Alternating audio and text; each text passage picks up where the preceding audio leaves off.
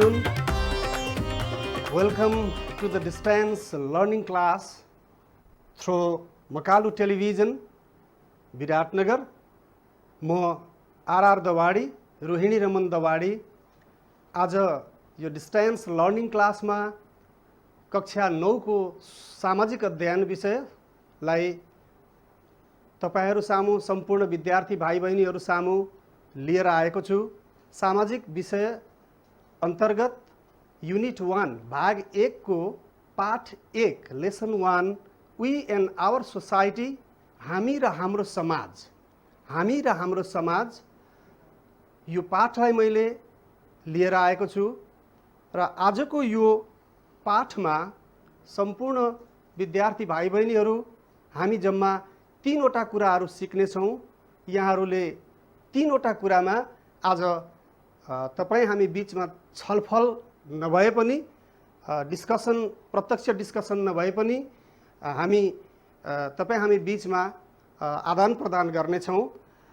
यो आजको पहिलो लेसनमा हामी कक्षा 9 को पहिलो लेसनमा डेभलपमेन्ट अफ सोसाइटी, समाजको विकास पाठ अन्तर्गत सबभन्दा पहिला 3 वटा कुराहरु हामी आज छलफल गर्ने छौं. 3 वटा कुराहरु हामी सिक्ने छौं. We will learn about the 3 things under the chapter development of society. That is, number 1, meaning of the society. That means meaning of the word society. समाज शब्दको वास्तविक अर्थ. Introduction to the society, समाजको परिचय. And origin of the society, समाजको उत्पत्ति. हामी यहाँ भित्र समाज शब्द, यसको शाब्दिक अर्थ के हुन्छ? What is the meaning of the word society? That we will discuss first. हामी यस बारेमा सिक्ने छौं. Then what is society? समाज के हो त? समाज कसरी बन्छ त? केलाई समाज भनिन्छ त? Then what is society? What is called society? We will learn about it. And then how the society came into an existence. समाज कसरी अस्तित्वमा आयो? How it came, in what process is it originated? यो कसरी उत्पत्ति भयो? यो कसरी अस्तित्वमा आयो भन्ने कुरा हामी आज छलफल गर्ने छौं विद्यार्थी भाइ बहिनीहरु. मैले तपाईहरुलाई हाम्रो सबभन्दा पहिलो विषयवस्तु meaning of the word society त्यतातिर लिएर गए. तपाईहरुले सुन्नु भएको छ, आफ्नो समाजमा बस्नु भएको छ, गाउँमा बस्नु भएको छ, शहरमा बस्नु भएको छ, नेबरहुडमा बस्नु भएको छ. विभिन्न शब्दहरु तपाईहरुले सुन्नु भएको छ. त्यहाँ तपाईहरुले परिवार शब्द सुन्नु भएको छ. त्यो भन्दा अगाडि व्यक्ति शब्द सुन्नु भएको छ. You might have heard the word individual, व्यक्ति, then family, परिवार, then your community, तपाईको समुदाय, and then your society, then त्यसपछि तपाईको समाज. यो समाज शब्द, you might have studied about the family and the community in your previous classes, and now in today's class you will learn about the society. तपाईले तपाईको परिवार र तपाईको समुदायको बारेमा अघिल्ला कक्षाहरुमा अध्ययन गरिसकेको हुनुपर्छ, सिकिसकेको हुनुपर्छ, जानिसकेको हुनुपर्छ.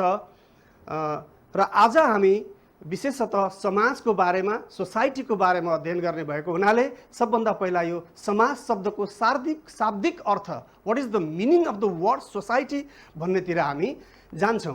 तपाईले स्क्रिनमा हेर्न सक्नुहुन्छ विद्यार्थी भाइ बहिनीहरु. तपाईहरु तयार हुनुहुन्छ?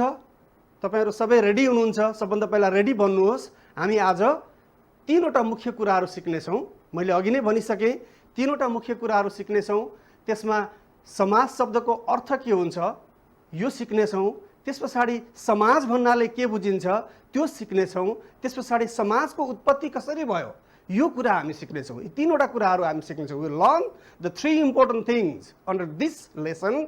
That is the meaning of the word society, introduction to the society, what the society is, then how the society came into an existence. So these 3 things we will learn here.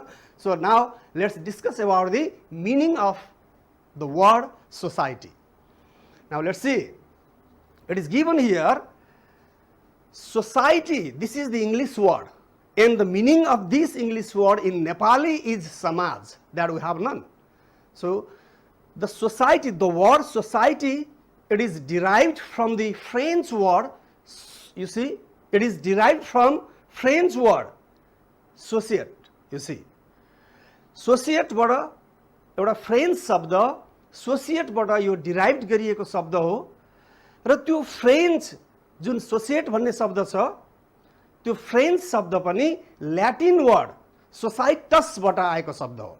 Here you need to understand the word society is an English word, it's Nepali meaning is समाज. You see, this society, English word society is derived from societe, the French word societe, and the French word, it was originated from the Latin word, the ancient Latin word that is societas, which means togetherness. You know togetherness? सँगै सँगै, सँगै सँगै, साथ साथै. यो सोसाइट भन्ने शब्द French शब्दबाट आएको इंग्लिश शब्द सोसाइटी, जसको नेपाली मिनिङ हुन्छ समाज. अनि त्यो सोसाइट भन्ने जुन शब्द छ, सोसाइट भन्ने शब्द जुन फ्रेन्च वर्डबाट, सरी यस फ्रेन्च वर्ड हो र जुन त्यो डिराइभ भएको भनेको ल्याटिन शब्द सोसाइटसबाट यो आएको शब्द हो, जसको मिनिङ हुन्छ टुगेदरनेस अथवा सँगै सँगै. अर्थात् हामीले समाज भन्ने बित्तिकै सँगसँगै साथ साथ भन्ने बुझ्नुपर्ने हुन्छ. समाज भनेको साथ साथ सँगै सँगै भन्ने कुरा हामीले बुझ्नुपर्ने हुन्छ. तपाईहरुले बुझ्नुभयो होला, टुगेदरनेस, साथ साथ, सँगै सँगै. हामी यो भन्दा अगाडि जाउँ. So the meaning of the word society refers to togetherness, cooperation, sharing, loving, unity, etc. यहाँ हामीले के बुझ्नुपर्छ भने यो सोसाइटी अर्थात् समाज भन्ने शब्दले केसँग सम्बन्ध राख्छ, यसले केलाई रिफर गर्छ भने साथ साथ, सँगै सँगै, टुगेदरनेस, सँगै सँगै भित्र एकअर्का बीचमा आपसी सहयोग, कोअपरेसन यसले राख्दछ. यो यसले त्यसलाई जनाउँदछ. अनि सँगै सँगै आपसी सहयोग, सँगै सँगै यसले शेयरिङलाई जनाउँछ. शेयरिङ भन्नाले हामीले ग्रुपमा अथवा हामीले नेबरहुडमा, हामीले समुदायमा, हाम्रो समाजमा हामीले धेरै कुराहरू शेयर गर्छौँ. हामी त्यहाँभित्र हाम्रो कल्चर शेयर गर्छौँ, कल्चरल एक्टिभिटिजहरू शेयर गर्छौँ, हामी त्यहाँभित्र विकासका क्रियाकलापहरू शेयर गर्छौँ, हामी त्यहाँभित्र घटेका घटनाहरूको राम्रा पक्षहरू पनि शेयर गर्छौँ, नराम्रा पक्षहरू पनि शेयर गर्छौँ. त्यसका बेनिफिटहरू, त्यो समाजमा, त्यो सोसाइटीमा रहेका बेनिफिटहरू, फाइदाहरू पनि हामी त्यहाँभित्र शेयर हुन्छन्, त्यसका बेफाइदाहरू पनि शेयर हुन्छन्. That means society refers to togetherness, where the people they, you see, cooperate each other. You see, they share everything, whatever happens within them, within that group, and it refers to loving and unity as well. You see, यसले साथ साथै प्रेम र एकता त्यो कुरालाई पनि दर्शाउँछ. समाज भन्ने बित्तिकै सँगसँगै आपसी सहयोग, त्यस्तै गरेर शेयरिङ अथवा हामी त्यसलाई के भन्छौँ भने सबै कुरा मा सहभागी हुने, सबैजना सबै कुरामा सहभागी हुने. त्यस्तै गरेर लभिङ, प्रेम र एकता जस्ता कुराहरू हामी समाज भन्ने शब्दसँग जोडिएर आउँछन्. समाजले यी सबैलाई जनाउँछ. हामी यहाँ एउटा फोटो देख्छौँ, त्यो फोटोमा त्यहाँनिर टुगेदरनेस देख्छौँ. एउटा केही काम हुँदैछ, त्यहाँभित्र एउटा group of people, they are doing together, they are working together for common benefit. whatever benefits they will get, that is common benefit, त्यो साझा बेनिफिट हुन्छ.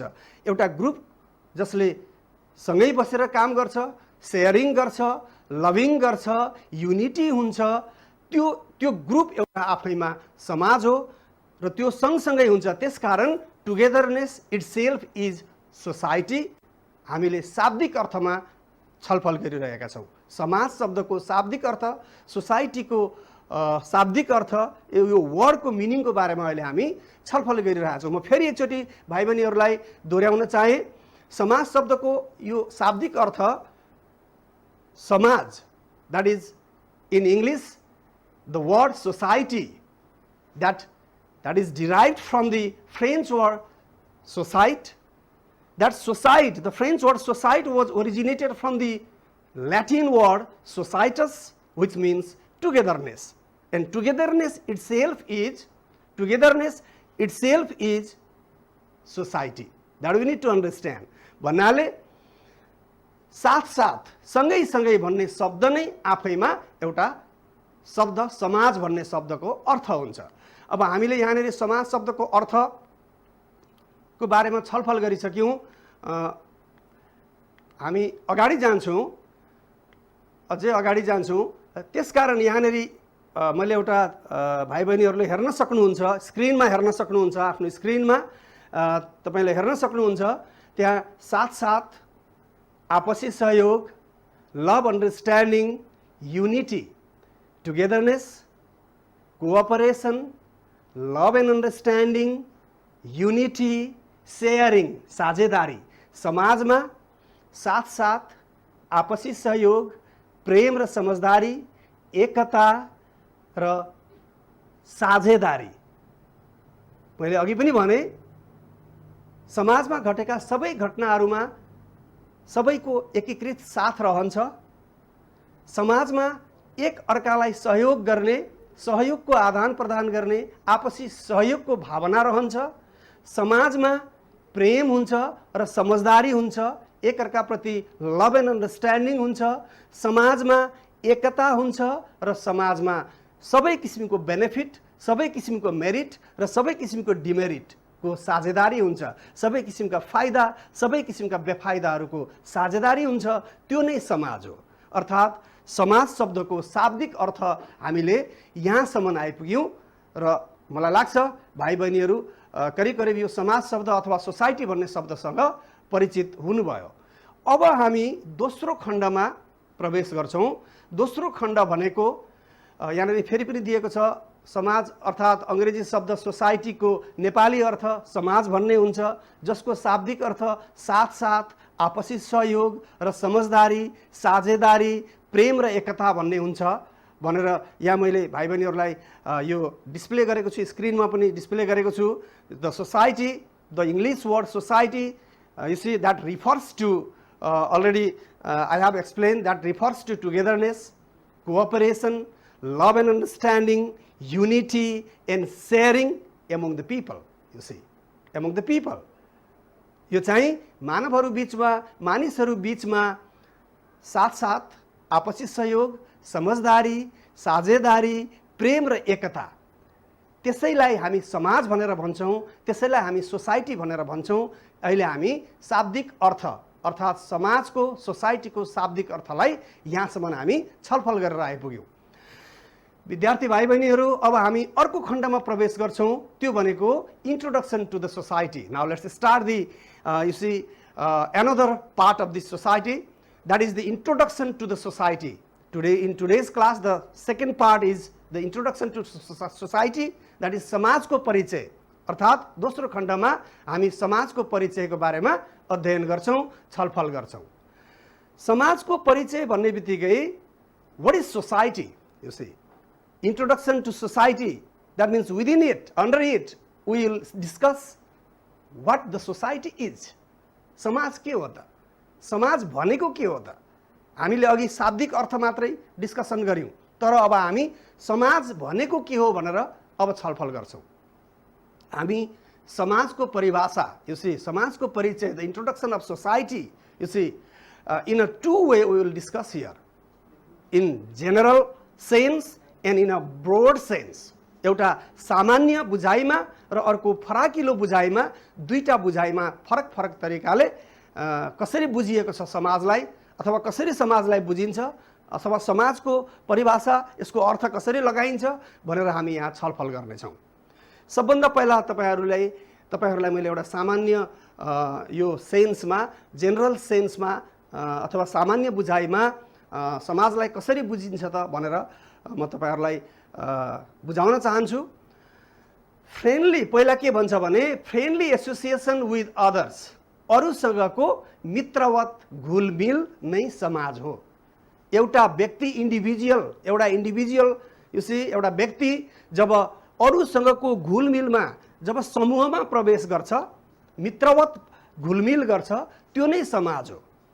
You see, when you see an individual associates with others in a friendly way, you see, when an individual associates with other in a friendly way, that is society.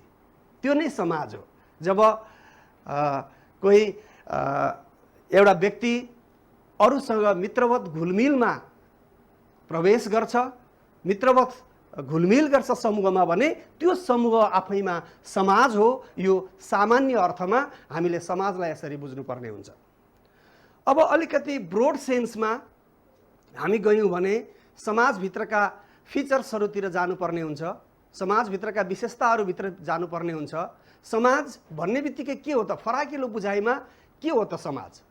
So will you see discuss about it. हामी यसको बारेमा छलफल गर्छौँ. यहाँनिर तपाईँले स्क्रिनमा हेर्न सक्नुहुन्छ. It is given here an association of people sharing the same geography bounded with commonly accepted norms and rules, friendship and cooperation, unity and love. So these things are there.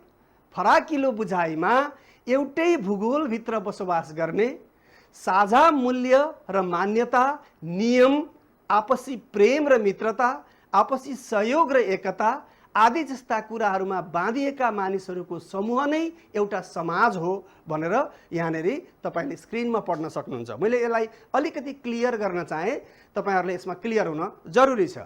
अब यो समाजको अलिकति ब्रोड सेन्समा समाजलाई कसरी बुझ्ने, समाज भनेको के हो भनेर कसरी बुझ्ने तपाईले जान्न जरुरी छ. अहिले तपाई घरमा एक्लै कोठामा बसेर, if you are alone inside your room and just watching your television, and you see you are, whatever you are doing, no one is there to see you, no one is there to talk with you, no one is there to share something with you. That means you are individual, you are alone there. But if you are in a group, you see, from other people from your neighborhood, you know, and other people from your surrounding, you see, if you are with them now, that is a kind of society. त्यो तपाईको एउटा समाज हो. यदि तपाई एक्लै हुनुहुन्छ, तपाई इन्डिभिजुअल हो, तर तपाई जब एउटा ग्रुपमा तपाई फ्रेन्डली इन्भल्भमेन्ट हुनुहुन्छ, घुलमिल हुनुहुन्छ, त्यो एउटा समाज हो. सामान्य बुझाइमा हामीले यसरी बुझ्नुपर्छ.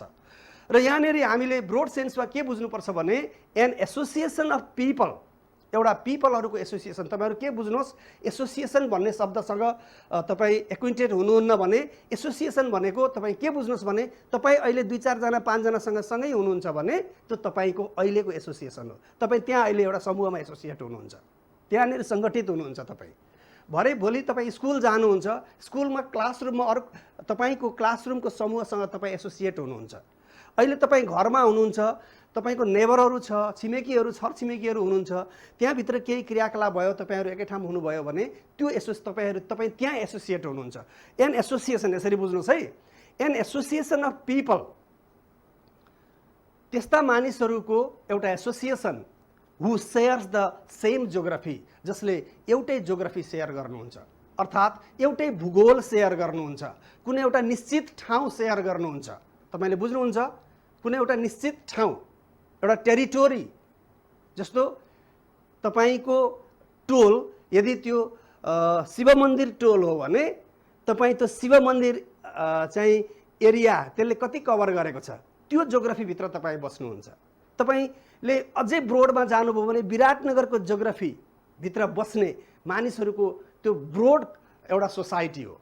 विराटनगर भित्र पनि वडा नम्बर 1, वडा नम्बर 2, वडा नम्बर 3, वडा नम्बर 4, त्यो त्यसलाई तपाईले सेपरेसन गर्नुभयो भने वडा नम्बर 1 एउटा जियोग्राफी, वडा नम्बर 2 अर्को जियोग्राफी, एउटा टेरिटोरी, जियोग्राफिकल टेरिटोरी, एउटा चाहिँ भौगोलिक तपाईको चाहिँ नि सीमा, त्यसरी बुझ्नु होला. त्यो शेयर गर्छ समाजले. They are bounded with commonly accepted norms and rules. र त्यो भूगोल भित्र those people who are sharing that geography, they are bounded with commonly accepted norms and rules. There are certain norms and rules. They are commonly accepted by the people within that territory. त्यो territory भित्र बस्ने पिपलहरुले त्यहाँ भएका नर्म्सहरू, केही निश्चित नर्म्सहरू, केही निश्चित रुल्सहरू, केही निश्चित मूल्यहरू, केही निश्चित मान्यताहरू, केही नियमहरू उहाँहरूले कमनली एक्सेप्टेड गर्नुहुन्छ अथवा त्यो मानिसहरूले, त्यहाँ बस्ने मानिसहरूले कमनली एक्सेप्टेड गर्छन्, सबैले एक्सेप्ट गर्छन्।